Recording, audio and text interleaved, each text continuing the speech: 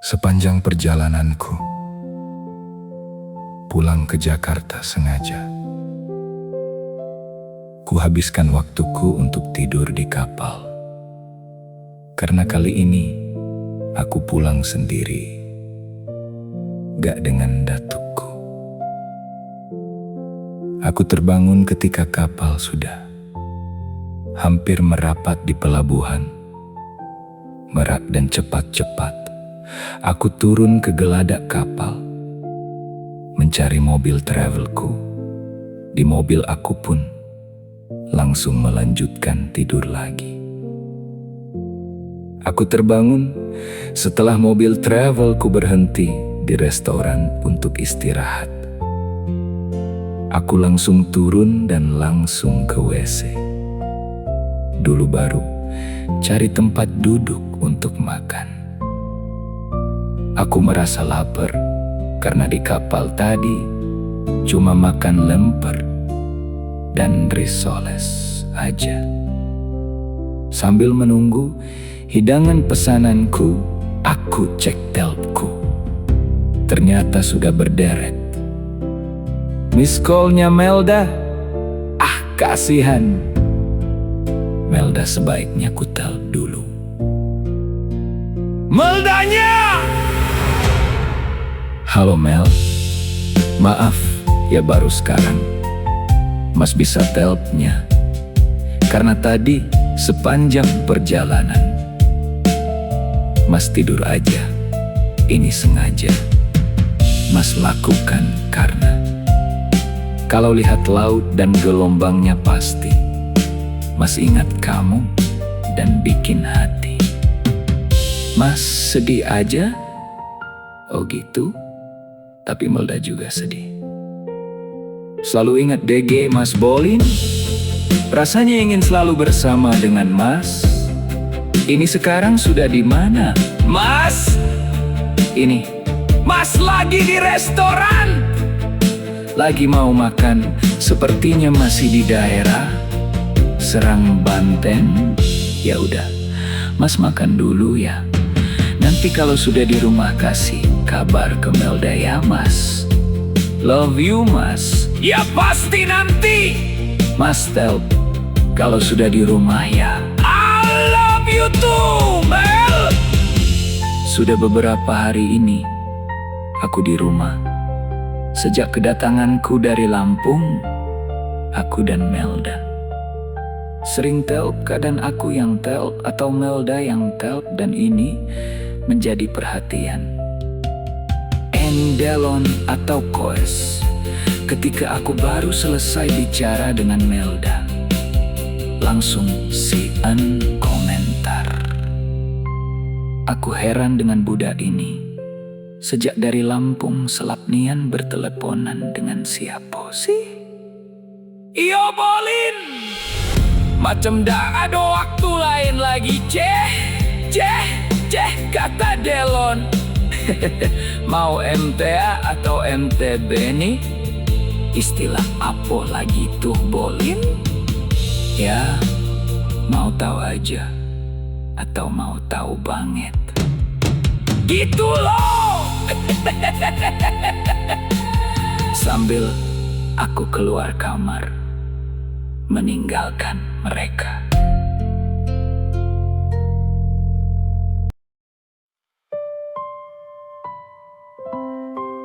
Kadang yang paling sakit itu bukan saat kehilangan, tapi saat melihat dia bahagia dengan orang lain. Hari ini hari pertamaku masuk sekolah, seharusnya sejak kemarin, tapi aku sengaja bolos. Sambil memasuki halaman sekolah, aku sambil ngobrol di telepon dengan Melda seperti biasa. Sebelum jam masuk, aku nongkrong dulu di taman depan sekolah. Ya Mel, Mas pastilah selalu ingat denganmu. Nggak mungkin Mas lupa dengan kenangan kita di gunung kemarin. Bener ya Mas? Dan janji ya kalau Mas ada libur kuliahnya datang ke Jogja. Ya oke. Mas janji akan ke Jogja kalau lagi enggak sibuk kuliahnya. Ya sudah. Melda istirahat dulu aja kan capek baru sampai di Jogja. Oke. Bye my pretty girl. Tahu-tahu Silo dan Ruben sudah di belakangku. Asik ngobrolnya udah kayak Junai aja, kata Ruben. Apa sih Junai itu? Tanya Silo. Itu loh, si Junior dengan si Naila, jawab Ruben. Oh itu, pesantren rock and roll, kata Silo lagi. Lo denger kan tadi? Waktu bowling telepon udah ikut-ikutan pakai my pretty girl. Narsis lu, kata Ruben. Kenapa sih? Datang-datang langsung nyosor aja. Gue kan sekarang lagi pendekatan dengan cewek gue. Wajar dong. Wah, kayaknya udah ada gebetan baru nih, canda Ruben. Cerita dong, Silo agak maksa. Mau tahu aja atau mau tahu banget nih? Balas Bolin? Banget lah! Ruben dan Silo jawab serempak. Ya, nantilah. Sekarang udah jam masuk kelas nih. Yuk, ajakku pada Silo dan Ruben. Aku baru saja selesai cerita tentang Melda ke Silo dan Ruben. Kami sambil nongkrong di bawah pohon akasia. Tak sengaja kulihat Ozie baru keluar dari dalam sekolah, ke arah kantin sendirian. Dan selang beberapa menit Hari juga keluar dengan arah yang sama. Mereka sepertinya belum berani jalan bersama di lingkungan sekolah. Dan kalaupun kepergok denganku saat mereka mau melintas, mereka selalu berjalan dengan menundukkan kepalanya, enggak berani lihat kanan kiri. Ternyata mereka masih merasa bersalah atau malu. Betapa hancur hatiku di saat kulihat mereka sedang berdua. Hancur, hancur, hancur hatiku. Hancur, hancur, hancur hatiku. Hatiku hancur. Setidaknya begitulah kata hatiku, seperti yang dilantunkan dalam sebuah lagu oleh Olga Syahputra. Hari-hariku masih kurasakan galau.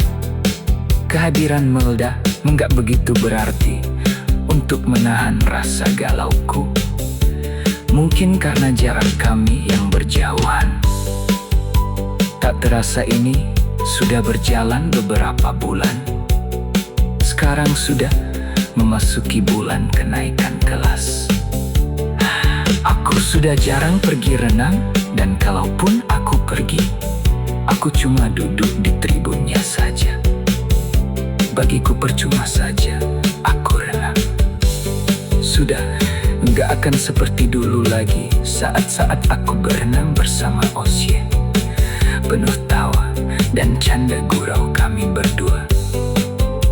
Besok aku ingin mencoba berenang lagi. Mungkin ini yang terakhir, karena minggu depan kami diliburkan. Akan ada ujian akhir buat murid kelas 3.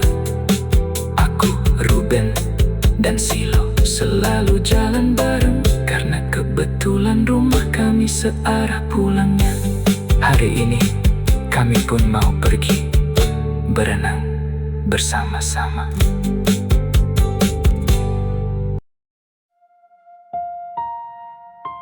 Kadang kita bisa pura-pura melupakan seseorang,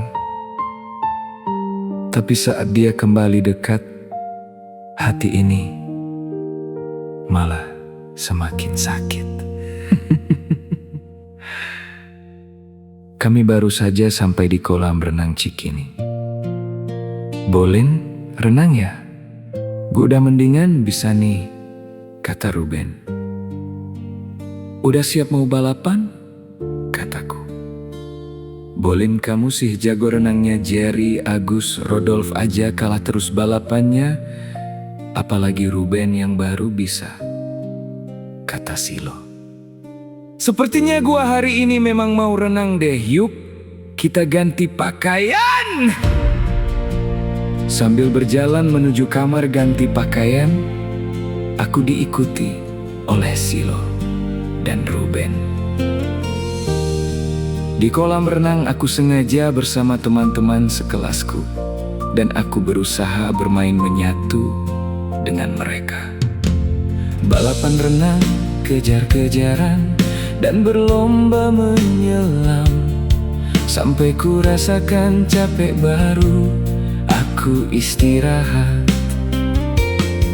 Tak sengaja aku melihat Oji datang dengan wajah yang ceria, siap berenang dengan bikininya. Kelihatannya dia datang sendiri atau duluan, tidak bersama Hari. Peduli amat. Kenapa harus memikirkannya? Aku pun langsung melanjutkan renangku dan sengaja aku bergabung dengan teman-temanku, seakan aku tak melihatnya. Ketika aku sedang bermain siram-siraman air dengan Silo, Ruben, Hasan, Agus, dan Sukatno, tiba-tiba Oshi datang langsung merangkulku dari belakang. Hei, Bolin, sapa Oji? Kaget gua. Kirain siapa kok, kamu jarang renang sih. Enggak apa-apa, males aja. Yuk, kita ke sana. Sama aja, di sini juga enak. Di sini kan tempat buat yang baru belajar renang, Kata Oji. Ayo, kataku akhirnya. Ya, tapi lepasin dulu tangannya. Setelah tanganku dilepaskan Oji, aku pun langsung berenang ke tempat yang dalam diikuti Oji. Aku sengaja istirahat sambil ambil napas dulu. Tak lama Oji datang mendekat ke arahku dan menyentuh badanku. Ini sangat menyakitkan. Dulu waktu kami masih jadian, aku langsung membalas merangkulnya, dan momen seperti itu terasa sangat membahagiakan. Kenapa sikap Oji masih seperti saat kami masih bersama? Begitu dekatnya dia menyentuh badanku. Sepertinya aku sudah enggak kuat menahan rasa ingin memeluk dan menciumnya. Bolin, kok bengong sih? Yuk kita lomba menyelam siapa yang lebih kuat.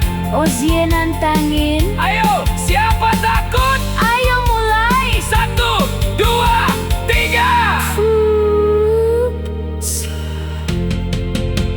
Setelah cukup lama aku keluar.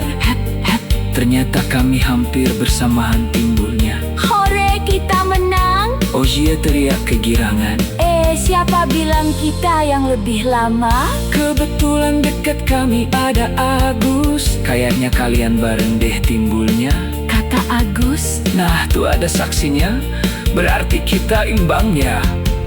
Lagi-lagi Oji terlalu dekat denganku. Badan kami selalu bersentuhan. Oh, sayang kau bukan yang dulu lagi.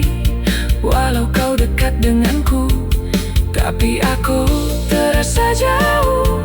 Kali ini aku harus berbuat sesuatu untuk hatiku ini. Ini jam tangan gua jatuhinnya. Ayo kita balapan siapa yang lebih dulu bisa dapetinnya. Kali ini aku yang nantangin. Ya, oke. Jawab Oji. Siap ya? 1, 2, 3.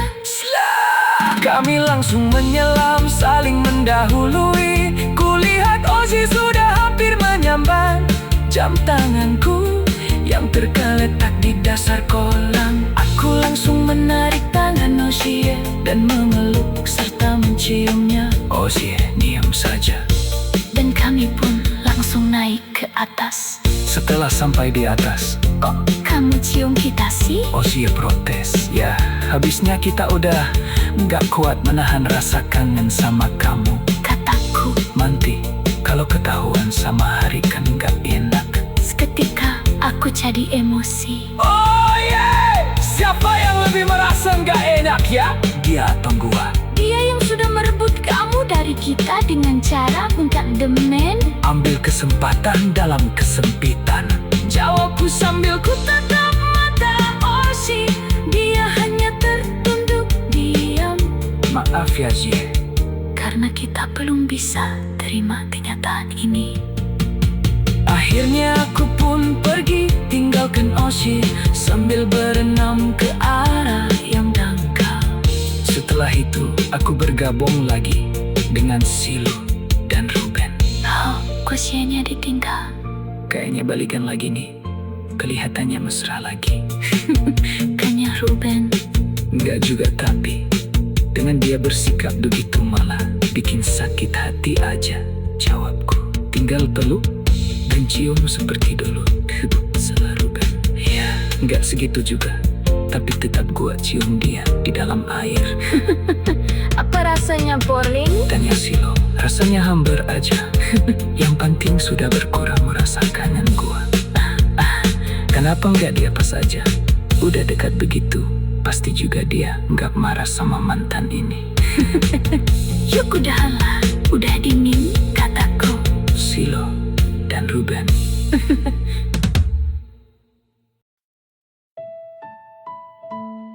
Kadang yang paling berat dalam hidup bukan kehilangan cinta,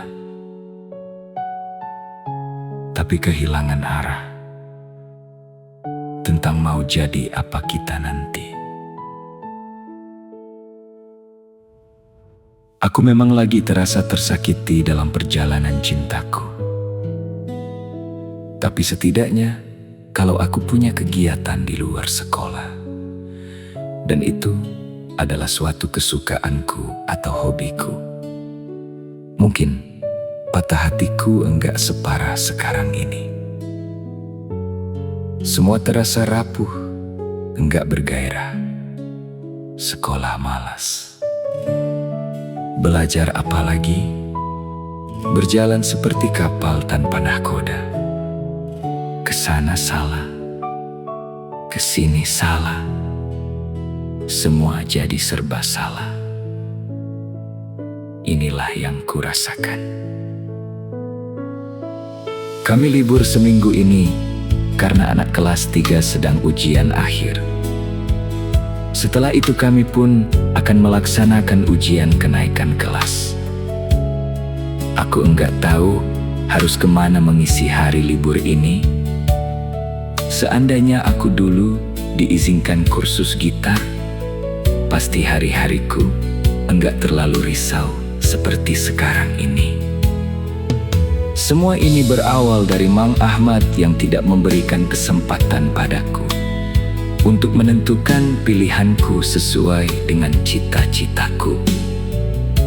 Mang Ahmadku tidak memberikan kelonggaran padaku untuk menentukan sendiri cita-cita dan masa depanku. Dia terlalu egois dengan pendapatnya saja yang dianggap benar. Dia nggak tahu akan kemampuan seseorang yang berbeda-beda. Sejak aku mulai memikirkan masa depan, aku punya cita-cita, cuma ingin bisa bermain musik dan dunia akting saja. Enggak pernah aku ingin jadi sarjana ekonomi, sarjana hukum, insinyur, dokter, dan lain-lainnya. Mungkin ini juga timbul dari diri kita sendiri yang tahu akan kemampuan yang kita miliki.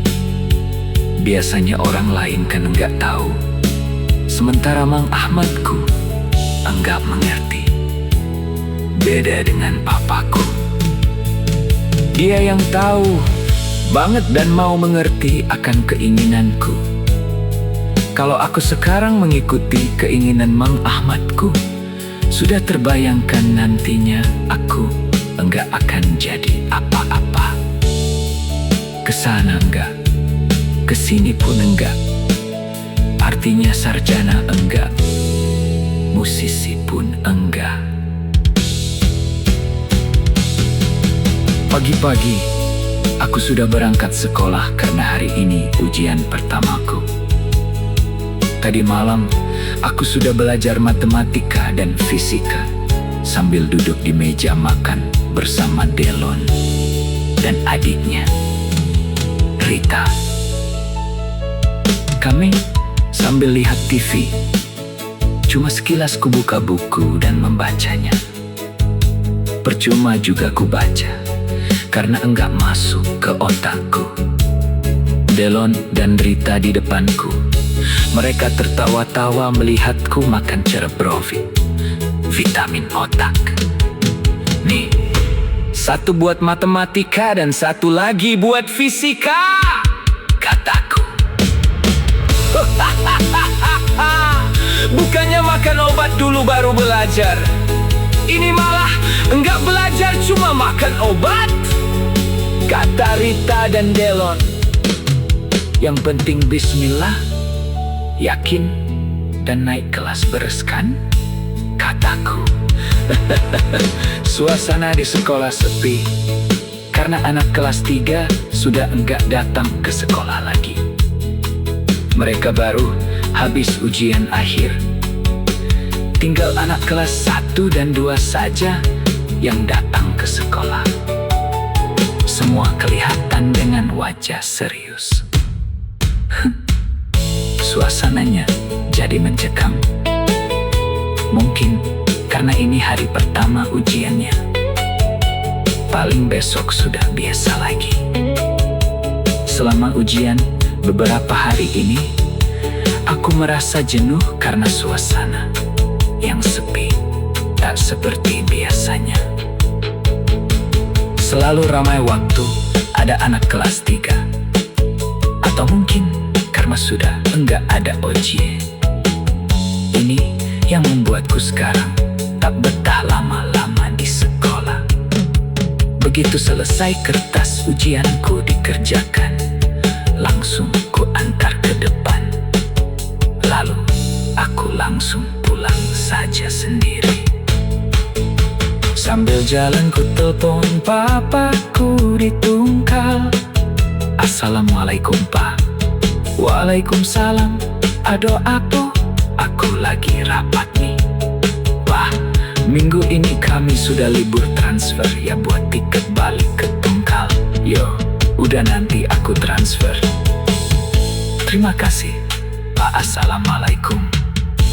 Aku langsung telepon ke travel agency untuk tiket pesawat hari Minggu lusa ini, dan dapatnya jam 10 pagi dengan Sriwijaya Air. Hari ini terakhir ujian kami, dan teman-teman kelihatan ceria karena hari ini tinggal ujian bahasa Inggris sama agama. Hai Bolin, di mana nih acara kita besok? Sapa Ruben padaku yang datang dengan Silo dan Hasim. Gua kemarin udah izin mau pulang mudik. Lo pulang ke Jambi maksudnya? Tanya Silo. Ya, dialah ke Tungkal, Jambi. Sepi dong nanti, Senin enggak ada lo, kata Hasim. Kan ada yang lain bro. Tetap aja enggak asik kata Ruben. Sorry, gua juga udah kangen dengan nyokap dan adik-adik gua lah, jawabku. Setelah selesai ujian bahasa Inggris, aku, Silo, serta Ruben pulang bareng, dan kami berpisah di jalan hutan kayu. Oke Bolin, selamat pulang kampung ya.